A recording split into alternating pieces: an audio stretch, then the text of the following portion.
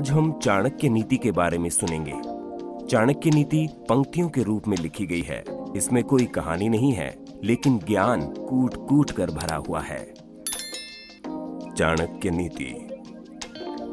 एक पंडित भी घोर कष्ट में आ जाता है यदि वो किसी मूर्ख को उपदेश देता है, यदि वो एक दुष्ट पत्नी का पालन पोषण करता है या किसी दुखी व्यक्ति के साथ अत्यंत घनिष्ठ संबंध बना लेता है।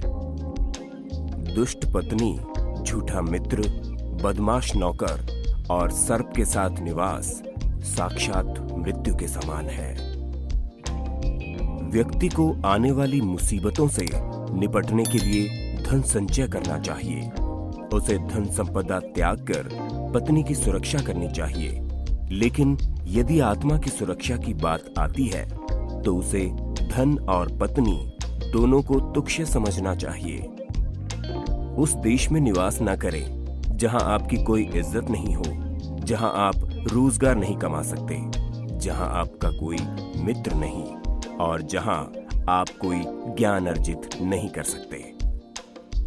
अच्छा मित्र वही है जो हमें निम्नलिखित परिस्थितियों में नहीं त्यागे। आवश्यकता पड़ने पर, किसी दुर्घटना पड़ने पर, जब अकाल पड़ा हो, जब युद्ध चल रहा हो, जब हमें राजा के दरबार में जाना पड़े और जब हमें शमशान घाट जाना पड़े। भोजन के योग्य पदार्थ और भोजन करने की क्षमता, सुंदर स्त्री और उसे भोगने के लिए काम शक्ति, पर्याप्त धनराशि तथा दान देने की भावना, ऐसे संयोगों का होना सामान्य तप का फल नहीं है। उस व्यक्ति ने धरती पर ही स्वर्ग को पा लिया जिसका पुत्र आज्ञाकारी हो, जिसकी पत्नी उसकी इच्छा के अनुरूप व्यवहार करती हो, जिसे अपने धन पर संतोष है।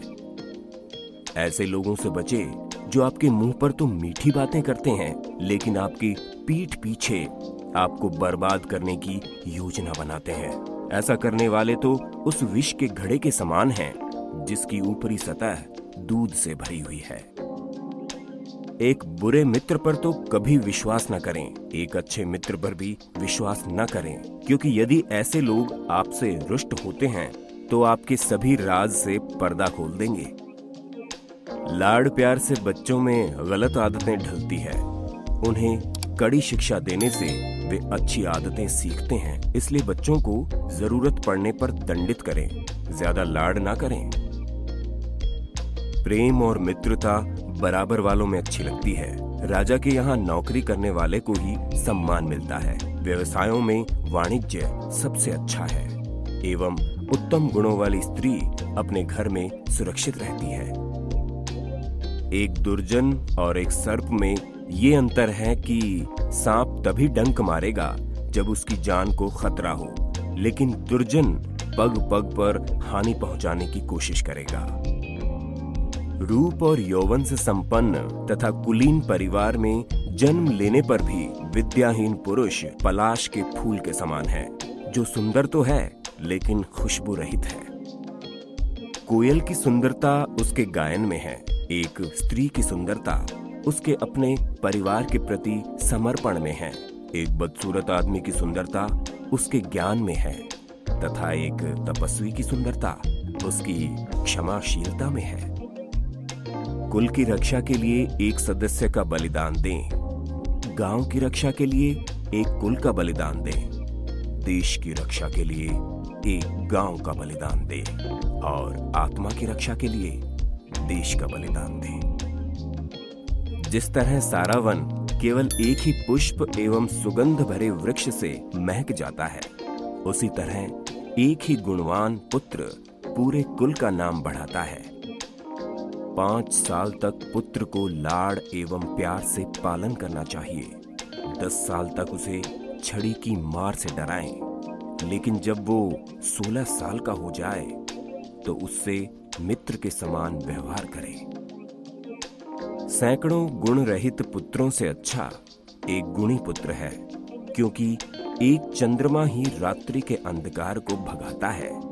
असंख्य तारे ये काम नहीं करते। एक ऐसा बालक जो जन्मते वक्त मृत था, एक मूर्ख दीर्घायु बालक से बेहतर है। पहला बालक तो एक क्षण के लिए दुख देता है, दूसरा बालक उसके माँ बाप को जिंदगी भर दुख की अग्नि में जलाता है। वो गाय किस काम की जो ना तो दूध देती है ना तो बच्चे को जन्म देती है। उसी प्रकार उस बच्चे का जन्म किस काम का जो ना ही विद्वान हुआ हो और ना ही भगवान का भक्त हुआ हो। ये बातें एक बार ही होनी चाहिए, राजा का बोलना, विद्वान व्यक्ति का बोलना, लड़की का ब्याहना। यदि आप पर मुसीबत आती नहीं है तो उससे सावधान रहें, लेकिन यदि मुसीबत आ जाती है तो किसी भी तरह उससे छुटकारा पाएं। खाली बैठने से अभ्यास का नाश होता है। दूसरों को देखभाल करने के लिए देने से पैसा नष्ट होता है। गलत ढंग से बुआई करने वाला किसान अपने बीजों का नाश करता है। यदि सेनापति नहीं है तो सेना का नाश होता है। वासना के समान दुष्कर कोई रोग नहीं, मोह के समान कोई शत्रु नहीं, क्रोध के समान कोई अग्नि नहीं और स्वस्थ ज्ञान के समान कोई बोध नहीं। समुद्र में होने वाली वर्षा व्यर्थ है, जिसका पेट भरा हुआ है उसके लिए अन्न व्यर्थ है। पैसे वाले आदमी के लिए भेंट वस्तु का कोई अर्थ नहीं। दिन के समय जलता हुआ दिया व्यर्थ है। राजा को उसके नागरिकों के पाप लगते हैं। राजा के यहाँ काम करने वाले पुजारी को राजा के पाप लगते हैं, पति को पत्नी के पाप लगते हैं और गुरु को उसके शिष्यों के पाप लगते हैं। गधे से ये 3 बातें सीखें। अपना बोझा ढोना ना छोड़ें, सर्दी गर्मी की चिंता ना करें, सदा संतुष्ट रहें। एक बुद्धिमान व्यक्ति को निम्नलिखित बातें किसी को नहीं बतानी चाहिए कि उसकी दौलत खो चुकी है, उसे क्रोध आ गया है, उसकी पत्नी ने जो गलत व्यवहार किया, लोगों ने उसे जो गालियां दी, वो किस प्रकार बेइज्जत हुआ है। व्यक्ति को हमेशा 3 चीजों से संतुष्ट रहना चाहिए। खुद की पत्नी, वो भोजन जो विधाता ने प्रदान किया है और उतना धन जितना ईमानदारी से मिल गया। और व्यक्ति को इन 3 चीजों से संतुष्ट नहीं होना चाहिए। अभ्यास, भगवान का नाम स्मरण और परोपकार।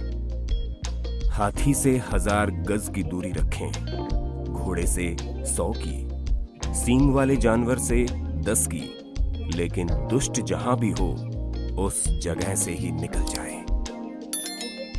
एक शक्तिशाली आदमी से उसकी बात मानकर समझौता करें, एक दुष्ट का प्रतिकार करें और जिनकी शक्ति आपकी शक्ति के बराबर है उनसे समझौता विनम्रता से या कठोरता से करें। एक राजा की शक्ति उसकी शक्तिशाली बुझाव में है, एक ब्राह्मण की शक्ति उसके स्वरूप ज्ञान में है, एक स्त्री की शक्ति उसकी सुंदरता, तारुण्य और मीठे वचनों में है। यदि आप शेर की गुफा में जाते हो तो आपको हाथी के माथे का मणि मिल सकता है, लेकिन यदि आप लोमड़ी जहां रहती है वहां जाते हो तो बछड़े की पूंछ या गधे की हड्डी के अलावा कुछ नहीं मिलेगा। यदि ज्ञान को उपयोग में न लाया जाए तो वो खो जाता है। आदमी यदि अज्ञानी है तो खो जाता है। सेनापति के बिना सेना खो जाती है, पति के बिना पत्नी खो जाती है। वो कमीने लोग जो दूसरों की गुप्त खामियों को उजागर करते हुए फिरते हैं उसी तरह नष्ट हो जाते हैं जिस तरह कोई सांप चींटियों के टीलों में जाकर मर जाता है। इन सातों को जगा दें यदि वो सो गए हैं। विद्यार्थी, सेवक, पथिक, भूखा आदमी, डरा हुआ आदमी, खजाने का रक्षक और खजांची। इन सातों को नींद से कभी नहीं जगाना चाहिए। सांप, राजा, बाघ, डंक करने वाला कीड़ा, छोटा बच्चा, दूसरों का कुत्ता और मूर्ख। सुबह उठकर दिन भर जो दांव आप लगाने वाले हैं उसके बारे में सोचें। दोपहर को अपनी मां को याद करें, रात को चोरों को ना भूलें। आपको इंद्र के समान वैभव प्राप्त होगा यदि आप अपने भगवान के गले की माला अपने हाथों से बनाएं। अपने भगवान के लिए चंदन अपने हाथों से घिसे और अपने हाथों से पवित्र ग्रंथों को लिखें।